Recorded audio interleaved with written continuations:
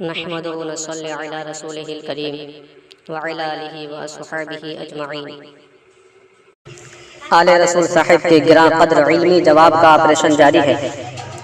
گزشتہ قسط میں جناب کے ایک جملے پر کچھ معجزات پیش کرنے کا شرف حاصل ہوا تھا۔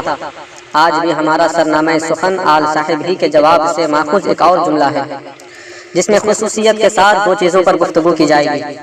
نمبر 1، حضور تاج الشریعہ علیہ الرحمہ نے نسیم کو گمراہ گر لکھا، تو اس سے مراد کافر گمراہ ہے یا غیر کافر گمراہ؟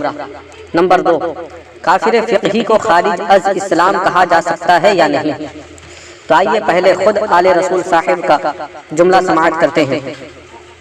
تاج الشریعہ نے جو فتویٰ دیا ہے یقین کامل کے ساتھ نہیں بلکہ ظن غالب اور ملتحق بالیقین کے ساتھ دیا ہے، اور انہوں نے گمراہ گر کہا ہے۔ جو آپ نے کہا، کہیں بھی تاج الشریعہ نے انہیں کافر نہیں کہا، نہ خارج از اسلام کہا ہے۔ جو یہ کہے گا کہ تاج الشریعہ نے اور ہمارے علماء نے خارج از اسلام کہا ہے، وہ جھوٹا ہے۔ وہ ہمارے علماء پر الزام لگا رہا ہے۔ آل صاحب نے کہا کہ حضور تاج الشریعہ نے گمراہ گر کہا ہے، کہیں بھی کافر نہیں کہا۔ معاذ اللہ عن الکذب ولعنۃ اللہ علی الکاذبین۔ جھوٹ سے اللہ کی پناہ اور جھوٹوں پر اللہ کی لعنت ہو۔ کتنے واضح صاف صریح الفاظ میں دلیری کے ساتھ جھوٹ بول رہے ہیں، کہیں بھی کافر نہیں کہا۔ حالانکہ حضور تاج الشریعہ اپنے آخری 2 فتووں میں پہلے فتوے سے بھی زیادہ صاف صریح طور پر نسیم سرکار کو کافر فرما گئے۔ ان دونوں فتووں کا اسکرین پر دیکھیے۔ ان دونوں میں سے پہلا فتویٰ 18 محرم الحرام 1436 ہجری بمطابق 11 نومبر 2014 کا ہے، جس میں حضور تاج الشریعہ نے وضاحت فرمائی ہے کہ کفر کی حدوں کو چھونا کفر کو چھونا ہے۔ مراد یہ ہے کہ اس شخص کے بعض اقوال کفری ہیں اور لزوم کفر عند الفقہاء ضرور کفر ہے۔ وہ بحکم لزوم قائل کو کافر کہتے ہیں، لہذا قائل ایسے اقوال کا کفر لزومی کا مرتکب اور عند الفقہاء کافر ہے۔ اب دوسرا اور آخری فتویٰ و فیصلہ کا عکس دیکھیں، جو 21 ربیع الاول 1436 ہجری بمطابق 12 جنوری 2015 کا ہے۔ تب زخرئی بالاسور کے حبیبی و نسیمی عوام و علماء حضور تاج الشریعہ کی بارگاہ میں اس مسئلے کے حل و تصفیے کے لیے پہنچے تھے، جس میں غلام حیدر خود نسیمیوں کی طرف سے بحث کر رہا تھا۔ تقریباً 2 گھنٹے بحث و مباحثے کے بعد جو نتیجہ سامنے آیا، جو فیصلہ ہوا، جس کو غلام حیدر نے بھی تسلیم کیا، وہ یہ تھا۔ حضور تاج الشریعہ علیہ الرحمہ فرماتے ہیں، میرے پاس نسیم اختر قادری ساکن بھدرت کے سلسلے میں تنازع کرنے والے 2 گروپ آج بتاریخ 21 ربیع الاول 1436 ہجری حاضر ہوئے۔ کافی بحث و مباحثے کے بعد دوسرے فریق نے بھی یہ تسلیم کیا کہ وہ ضال مضل ہے، اور علماء نے بطور فقہا جو اس کی تکفیر کی، فریق ثانی اس کو بھی حق جانتا ہے۔ غرض اتنی بات پر اتفاق ہوا کہ نسیم اختر قادری پر بطور فقہا حکم کفر ہے اور وہ ضال مضل ہے، لہذا ثابت فیصلہ جو پہلے یہاں سے کیا جا چکا بدستور قائم ہے۔ دیکھ لیا آپ نے، اب خود ہی فیصلہ کریں کہ آل صاحب کا یہ کہنا کہ کہیں بھی کافر نہیں کہا صریح جھوٹ ہے یا نہیں۔ یقیناً کھلا جھوٹ ہے اور جھوٹوں پر اللہ کی لعنت ہے۔ اور دوسری بات یہ کہ کچھ لوگ واویلا کر رہے ہیں، شور مچائے ہوئے ہیں کہ حضور تاج الشریعہ نے نسیم کے خلاف کفر کا فتویٰ دیا ہے یا سنی آواز میں مرقوم 52 علماء کا فتویٰ حضور تاج الشریعہ ہی کا فتویٰ ہے۔ ثابت کر دو تو منہ مانگا انعام دیا جائے گا۔ در کی ٹھوکریں کھانے والے دولت و شہرت کے لیے ایک دوسرے کے ساتھ کتے کی طرح لڑنے والے منہ مانگا انعام دینے کی بات کر رہے ہیں۔ پچھلی قسط میں غلام حیدر نے یہ کمنٹ کیا تو کسی نے اس کا خوب جواب دیا ہے کہ دینے کے لیے اوقات و حیثیت کی ضرورت ہوتی ہے، جملے بازی کی نہیں۔ کون دیتا ہے دینے کو منہ چاہیے، دینے والا ہے سچا ہمارا نبی۔ نسیم سے متعلق حضور تاج الشریعہ کے تمام فتاویٰ اپنے بیگانے موافقین و مخالفین سب کے درمیان مشہور و معروف ہیں، اور 52 علماء کا فتویٰ تو ہر عام و خاص کی زبان پر ہے، یعنی تواتر کے ساتھ ثابت ہے۔ اس کے باوجود اگر کوئی ان فتاویٰ کا انکار کرتا ہے تو وہ گویا بھری دوپہر میں دن کا انکار کر رہا ہے۔ تفصیل میں نہ جاتے ہوئے فی الحال مختصراً اس کا ایک جواب عرض کر کے اس بات کو ختم کرتے ہیں تاکہ اصل موضوع پر گفتگو ہو سکے۔ پہلے اسکرین پر نسیمی سیمینار کی رپورٹ دیکھیے۔ اس میں کہا گیا ہے کہ تمام مندوبین علماء کرام اور فقہائے عظام نے اس بات پہ اتفاق کیا کہ اس بابت حضور تاج الشریعہ رحمۃ اللہ تعالی علیہ کا مبارک فتویٰ اور مصدقین و مؤیدین کی تصدیقات و تائیدات حق و درست ہیں۔ اب مخالفین منکرین بتائیں کہ نسیمی سیمینار میں حضور تاج الشریعہ کے کس فتوے کو درست تسلیم کیا گیا ہے، اسی طرح مولانا آل رسول حضور تاج الشریعہ کے کس فتوے کو صحیح کہہ رہے ہیں، اور مفتی مطیع الرحمان نے جو وضاحت کی ہے کہ کفر کی حدوں کو چھونے کے معنی ہوئے کفر کے قریب ہونا، یہ کس فیصلے اور فتوے کی وضاحت ہے۔ یہ سب جس فتوے کی بات کر رہے ہیں یہ وہی فتویٰ ہے جو سنی آواز میں چھپ کر عوام و خواص کے درمیان مشہور و معروف ہو چکا ہے، صرف چمگادڑوں کی آنکھ سے پوشیدہ رہ گیا ہے۔ اب اگر دن کی روشنی میں چمگادڑ کی آنکھ نہیں دیکھ پا رہی ہے تو اس میں سورج کی ٹکیا کا کیا قصور؟ نسیمی سیمینار میں نسیم کے متعلق حضور تاج الشریعہ علیہ الرحمہ کے جس فتوے کو درست تسلیم کیا گیا ہے وہی فتویٰ ہمارے لیے کافی ہے۔ چمگادڑوں کو چاہیے کہ سیمینار میں شریک ہونے والے سارے علماء سے جا کر وہ کون سا فتویٰ ہے معلوم کر لیں۔ سامعین کرام، یہ تو آپ نے دیکھ لیا کہ حضور تاج الشریعہ نے نسیم کو کافر کہا ہے۔ اگلی بات یہ کہ آل صاحب نے کہا کہ حضور تاج الشریعہ نے نسیم کو گمراہ گر کہا ہے، کافر نہیں کہا۔ اپنے اس جملے سے انہوں نے عوام کو مغالطے میں ڈالنے کی کوشش کی ہے، جس سے عوام نے سمجھا کہ کافر گمراہ گر نہیں ہوتا، گمراہ گر صرف وہی ہوتا ہے جو کافر نہ ہو، حالانکہ ایسا نہیں ہے۔ آئیے تھوڑی تفصیل سے اس کو سمجھیے اور بغور سماعت کیجیے۔ حضور تاج الشریعہ علیہ الرحمہ نے اپنے جس فتوے میں نسیم کو گمراہ گر لکھا ہے اس میں یہ بھی بتایا ہے کہ فقہائے کرام کے مذہب پر نسیم سرکار کے اقوال کفریہ ہیں، اور کفریہ اقوال کا مرتکب یعنی کفریہ باتیں کہنے والا فقہی اعتبار سے کافر ہی ہوتا ہے۔ اور رہی بات گمراہ گر کہنے کی، تو اولاً یہ لفظ غیر کافر کے لیے خاص نہیں ہے بلکہ کافر کے لیے بھی بولا جاتا ہے۔ اگر صرف غیر کافر کے لیے ہی بولا جاتا یعنی جو کافر نہیں ہے اسی کے لیے صرف اس لفظ کا استعمال ہوتا تو پھر گمراہ گر سے مراد کافر نہیں ہوتا بلکہ غیر کافر ہوتا۔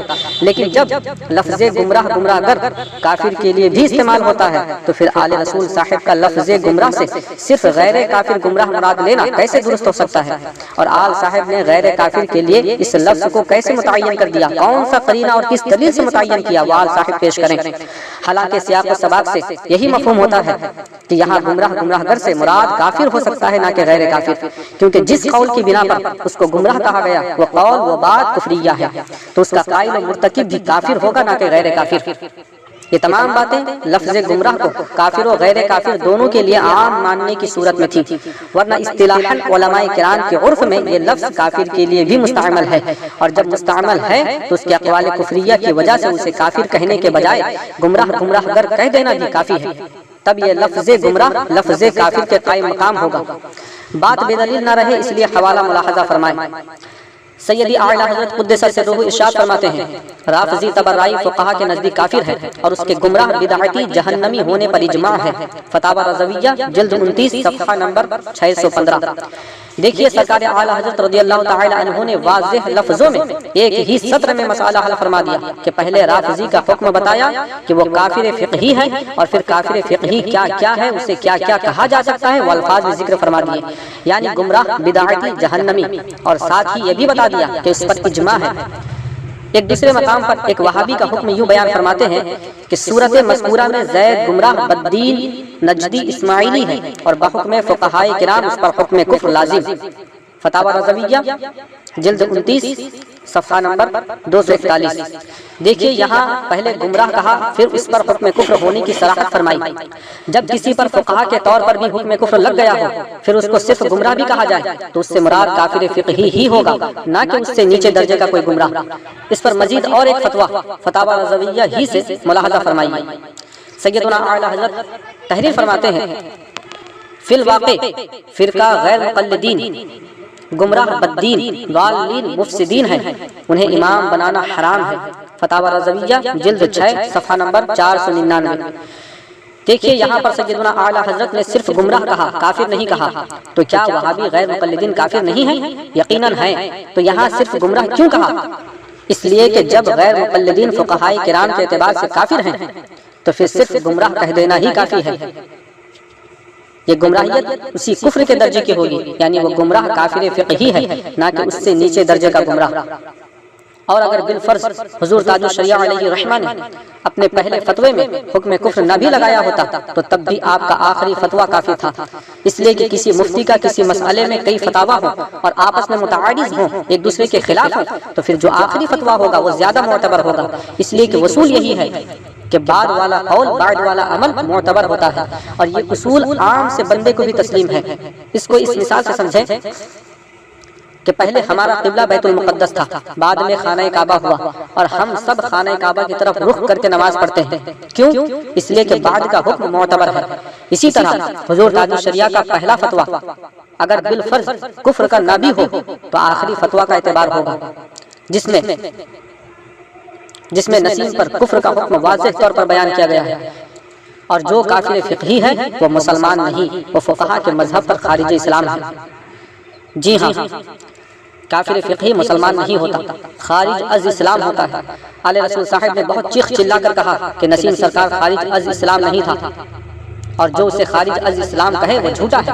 اور آل صاحب اور ان کے چمچے بڑی شد و مد سے کئی سال سے یہی بکواس کر رہے ہیں کہ کافر فقہی خارج از اسلام نہیں ہوتا، مسلمان ہوتا ہے، اور ان کے مفتی اعظم یعنی مفتی مطیع الرحمان تو ایسے کافروں کو کتاب لکھ لکھ کر جنت کا ٹکٹ بانٹتے پھر رہے ہیں۔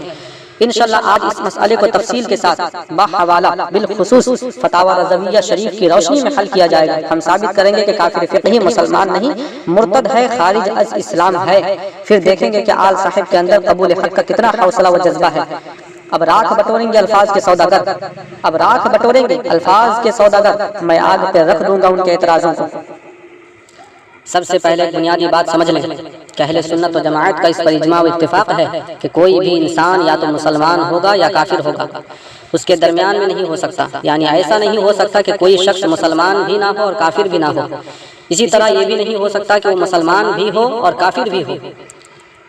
ایک گمراہ فرقہ معتزلہ کا عقیدہ ہے کہ کفر و ایمان کے درمیان مقام واسطہ ہے، یعنی معتزلہ فرقے کے عقیدے کے مطابق ایسا ہو سکتا ہے کہ ایک بندہ کافر بھی نہ ہو اور مسلمان بھی نہ ہو۔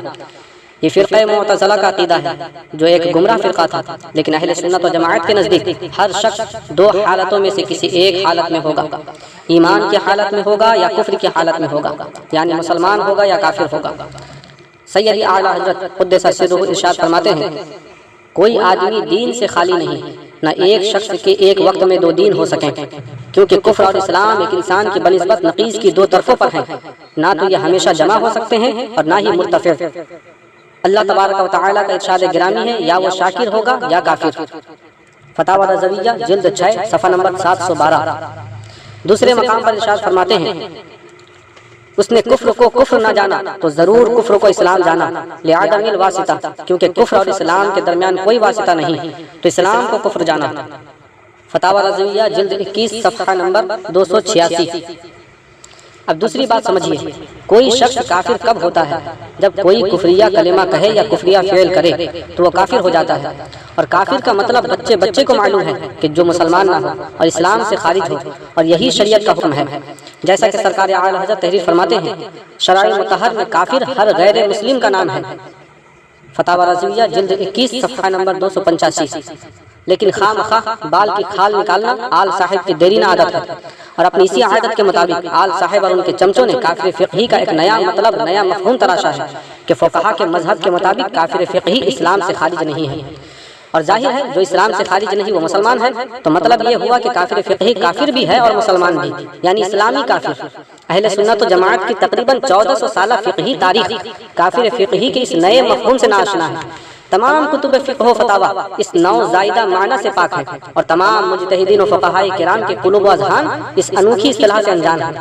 یہ آل صاحب کے اجتہاد بالہوا کی کرشمہ سازی ہے کہ آج دنیا اسلامی کافر جیسے نئے مفہوم سے آگاہ ہو رہی ہے۔ واقعی عجب و خود پسندی ایسی بلا ہے جس کی وجہ سے انسان خدا و نبی تک ہونے کا دعویٰ کر بیٹھتا ہے۔ اگر آل صاحب اس کے دباؤ میں آ کر خود کو قاضی، محدث، فقیہ، مجتہد مطلق سمجھ بیٹھے ہیں تو کیا تعجب کی بات ہے۔ سامعین کرام، کافر فقہی بھی مرتد خارج از اسلام ہوتا ہے۔ اس پر حوالہ پیش کرنے سے پیشتر اور ایک بات عرض کر دوں کہ بہت سے لوگ کافر فقہی و کلامی کو نہ سمجھ پانے کی وجہ سے غلط فہمی کا شکار ہو جاتے ہیں۔ ایسے لوگوں کو چاہیے کہ کسی سنجیدہ قابل مفتی صاحب سے اس مسئلے کو سمجھیں، اگر پھر بھی سمجھ نہ آئے تو اپنے سمجھ کا قصور سمجھتے ہوئے بڑے متقی پرہیزگار علماء کرام کے موقف پر عمل کریں، اسی میں نجات ہے۔ فی الحال ضرورت کے مطابق اتنا سمجھیں کہ ایک کافر کلامی ہوتا ہے، دوسرا کافر فقہی۔ جو کافر کلامی ہوتا ہے اس کو کافر قرار دینے میں کسی کا اختلاف نہیں ہے، مگر کافر فقہی کو کافر کہنے میں علماء کرام کی دو جماعت کا اختلاف ہے۔ نمبر 1 فقہا کی جماعت، نمبر 2 متکلمین کی جماعت۔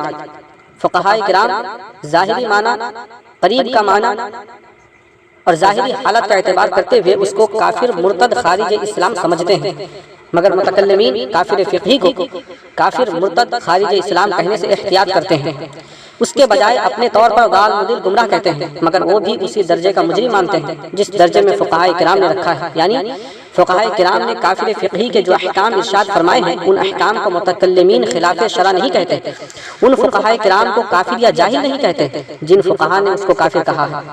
جب متکلمین خود احتیاط کرنے کے باوجود فقہا کو غلط نہیں کہتے تو پھر کسی دوسرے غیرے کو کیا حق ہے، آل صاحب کو کیا حق ہے کہ وہ فقہا کے مذہب پر عمل کرنے والے کو جاہل کہیں، کافر فقہی کو خارج از اسلام کہنے والے کو جاہل گوار جھوٹا کہیں؟ بے شک جو کافر فقہی ہے وہ فقہا کے مذہب کے مطابق مرتد کافر خارج اسلام ہے، مسلمان نہیں ہے۔ اس لیے اگر کوئی فقہا کے مذہب پر عمل کرتے ہوئے نسیم سرکار کو مرتد کافر خارج از اسلام کہتا ہے تو کوئی حرج کی بات نہیں ہے۔ اب حوالہ نوٹ کریں، سیدنا اعلیٰ حضرت امام احمد رضا رضی اللہ تعالی عنہ رقم تراز ہے، غیر مقلدین وہابیہ ہیں جن پر بوجوہ کثیرہ ان کے ضالہ کے سبب کفر لازم، جس کی قدر تفصیل ہمارے رسالہ الکوکبۃ الشہابیہ میں ہے، وہ کہ مسلمان ہی نہیں، یعنی غیر مقلدین وہابیہ جن پر کفر لازم ہے فقہا کے طور پر جو کافر ہیں وہ مسلمان ہی نہیں ہیں۔ فتاوی رضویہ جلد 6 صفحہ نمبر 185۔ نیز چند صفحوں کے بعد فرماتے ہیں غیر مقلد وہابی دیوبندی سب اسلام سے خارج ہیں اور ان کے پیچھے نماز باطل محض۔ فتاوی رضویہ جلد 6 صفحہ نمبر 189۔ دیکھیے یہاں پر بھی کیا فرمایا، غیر مقلد جن پر فقہا کے طور پر حکم کفر ہے جو کافر فقہی ہیں ان کے بارے میں بھی یہی فرمایا کہ سب اسلام سے خارج ہیں۔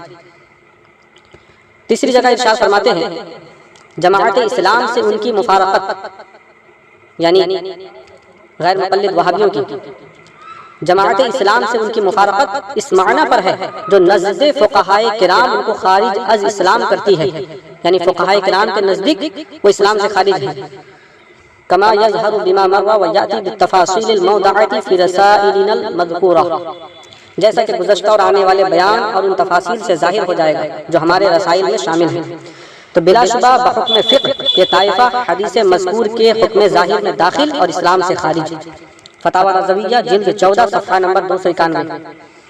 ان تینوں عبارات کو بغور پڑھیے اور سمجھیے۔ پہلی عبارت سے معلوم ہوا کہ غیر مقلدین وہابیہ مسلمان نہیں ہیں، دوسری سے پتہ چلا کہ وہ اسلام سے خارج ہیں، اور تیسری سے مزید واضح ہو گیا کہ وہ کافر فقہی ہیں اور فقہا کے مذہب پر وہ اسلام سے خارج ہیں۔ حوالے تو اور بھی ہیں لیکن آل صاحب بار بار مسلک اعلیٰ حضرت کا نام لے کر، فتاوی رضویہ شریف کا نام لے کر لوگوں کو مغالطے میں ڈالتے ہیں، گمراہ کرتے ہیں۔ اس لیے خاص کر سیدنا اعلیٰ حضرت ہی کے فرمان سے ہم نے ثابت کر دیا کہ کافر فقہی کو بھی خارج اسلام کہہ سکتے ہیں، اور کوئی حوالہ نہ بھی دیا جائے تو فتاوی رضویہ کا حوالہ ہی کافی ہے، اور طوالت کی وجہ سے بھی ہم اسی پر اکتفا کرتے ہیں۔ لہذا نسیم کے بارے میں کسی کا یہ کہنا کہ ان مشائخ علماء کرام کے فتوے کے اعتبار سے وہ دائرہ اسلام سے خارج ہو گیا بالکل درست ہے۔ یقیناً فقہاء کرام کے مذہب پر وہ اسلام سے خارج ہے، بھلے ہی مفتیان کرام نے وہ لفظ نہ لکھا ہو، کیونکہ کسی کو کافر کہنے کا مطلب ہی اسے غیر مسلم خارج اسلام کہنا ہے، اور فقہاء کرام جس کو کافر کہتے ہیں تو اسے خارج اسلام جان کر ہی کہتے ہیں۔ ان کے نزدیک اسلامی کافر کا کوئی تصور نہیں ہے۔ یہ 13 صدیوں بعد آل صاحب اور ان کے فضلہ خاروں کا اختراع و ایجاد ہے۔ اس ضمن میں مخالفین کتب فقہ سے ایک عبارت پیش کرتے ہیں جس کا مفہوم یہ ہے کہ کفر لزومی یعنی کفر فقہی کفر نہیں ہے۔ اسی طرح کسی عالم یا مفتی کا قول پیش کرتے رہتے ہیں کہ کافر فقہی خارج اسلام نہیں، یہ ان کا آخری ہتھیار ہوتا ہے۔ ہو سکتا ہے وہی جواب پھر دوبارہ وہ دہرائیں، اس لیے پیش کی اس کا بھی جواب ہم پیش کر دیتے ہیں، وہ بھی فتاوی رضویہ کی روشنی میں۔ سیدی اعلیٰ حضرت علیہ رحمہ فرماتے ہیں وما فی المواقف انہ لم یکفر بالاجماع ارید به اجماع المتکلمین، مواقف میں جو آیا ہے کہ وہ بالاجماع کافر نہیں یعنی کافر فقہی کافر نہیں تو اس سے اجماع متکلمین مراد ہے۔ فتاوی رضویہ جلد 6 صفحہ نمبر 714۔ یعنی مواقف کتاب میں جو یہ کہا گیا ہے کہ کافر فقہی بالاجماع کافر نہیں ہے، اسی طرح کسی فقیہ و مفتی صاحب نے کہا کہ کافر فقہی کافر و خارج اسلام نہیں، تو اس سے مراد متکلمین کے نزدیک وہ خارج اسلام نہیں، متکلمین اس کو کافر نہیں کہتے، لیکن اس کا مطلب یہ نہیں کہ وہ فقہا کے نزدیک بھی کافر نہیں، بلکہ فقہا کے نزدیک وہ کافر ہے، اور جو کافر ہے وہ غیر مسلم مرتد خارج اسلام ہے۔ جیسا کہ ہم نے ابھی فتاوی رضویہ سے ایک عبارت پیش کی تھی کہ جماعت اسلام سے ان کی مفارقت اس معنی پر ہے جو نزد فقہائے کرام ان کو خارج از اسلام کرتی ہے، کما یظہر بما مروى ویاتی بالتفاصیل الموضوعات فی رسائلنا المذکورہ۔ تو بلا شبہ بحکم فقہ یہ طائفہ حدیث مذکور کے حکم ظاہر میں داخل اور اسلام سے خارج۔ فتاوی رضویہ جلد 14 صفحہ نمبر 291۔ جب یہ ثابت ہو گیا کہ کافر فقہی خارج از اسلام ہوتا ہے، تو پھر کسی کا نسیم کے بارے میں یہ کہنا کہ علماء کرام کے فتوے کے اعتبار سے وہ دائرہ اسلام سے خارج ہو گیا بالکل درست ہے، اس میں کوئی حرج کی بات نہیں۔ اگر اب بھی کسی کو اعتراض ہے تو فتاوی رضویہ کی جو عبارات ہم نے پیش کی ہیں ان تمام عبارات کا جواب دلائل شرعیہ سے پیش کرے، نیز اس کا بھی جواب دے کہ جب کافر لزومی مطلقاً کافر ہی نہیں تو پھر تکفیر کرنے والے پر کفر لوٹے گا یا نہیں لوٹے گا تو کیوں نہیں لوٹے گا؟ اگر لوٹ جائے گا تو پھر تمہارے فتوے کے مطابق تو کروڑوں فقہائے کرام کافر ہو گئے۔ صرف امام اعظم رضی اللہ تعالیٰ عنہ ہی کا حکم بتا دو کہ امام اعظم رضی اللہ تعالیٰ عنہ نے قرآن پاک کو مخلوق کہنے والے کو مطلقاً کافر کہا، جیسے کہ شرح الفقہ الاکبر میں امام اعظم رضی اللہ تعالیٰ عنہ کا قول منقول ہے، من قال بأن کلام اللہ تعالی مخلوق فهو کافر، یعنی جس نے قرآن پاک کو مخلوق کہا وہ کافر ہے۔ اور اہل علم جانتے ہیں کہ قرآن پاک کو مخلوق کہنے والا کافر لزومی و فقہی ہے، تو امام اعظم پر کیا حکم لگے گا جنہوں نے ایسے شخص کو مطلقاً کافر کہہ دیا جو کافر نہیں ہے؟ سامعین کرام، ہم نے مسلک اعلیٰ حضرت فتاوی رضویہ کی روشنی میں بلکہ صریح عبارت کے ذریعے ثابت کر دیا کہ کافر فقہی خارج از اسلام ہے، اس کو خارج اسلام کہا جا سکتا ہے۔ لہٰذا اب مولانا آل رسول کو چاہیے وہ علی الاعلان توبہ و رجوع کرنے کا اپنا وعدہ وفا کریں۔ آخری جملہ سن لو، اگر اس کے خلاف کوئی حکم لے آئے گا سیدنا اعلیٰ حضرت کی کتابوں کی روشنی میں، آل رسول نے پہلے بھی اعلان کیا تھا، آج بھی اعلان کر رہا ہے کہ جیسے ہمارا فتویٰ ہمارا فیصلہ کھلے عام تھا، عام ہے، ویسے ہی ہماری توبہ بھی کھلے عام ہوگی۔ اپنے من میں ڈوب کر پاجا سراغ زندگی، اپنے من میں ڈوب کر پاجا سراغ زندگی، تو اگر میرا نہیں بنتا تو نہ بن، اپنا تو بن۔